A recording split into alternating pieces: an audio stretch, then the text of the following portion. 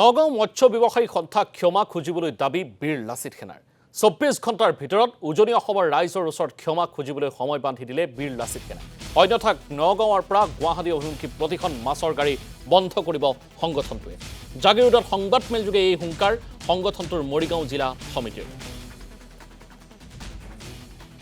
ঐতিহ্য জোঙাল বলৰ ক্ষেত্ৰত তেওঁলোকে থাকি কেনে যে তথাকথিত মীন পালক সন্থা খুলি যে উজনি অসমৰ ৰাইজক কি কয় তেওঁলোকে মৎস্য সৰবৰাহৰ ক্ষেত্ৰত প্ৰদান নকৰোঁ বুলি কৈছে সেইটো তেওঁলোকে অতি সোনকালে যদি ক্ষমা নোখোধে তেন্তে কিন্তু আমাৰ যিসমূহ নগাঁৱৰ পৰা আমাৰ গুৱাহাটী অভিমুখে অহা প্ৰত্যেকখন গাড়ী কিন্তু আমি যাবলৈ নিদিম তাৰ কাৰণে আমি সম্পূৰ্ণভাৱে বীৰ লাচিত সেনা জগৰীয়া নহওঁ গতিকে তেওঁলোকৰ মাত্ৰ আমি ২৪ ঘণ্টা বান্ধি দিছো গতিকে ২৪ ঘণ্টাৰ ভিতৰত যদি তেওঁলোকে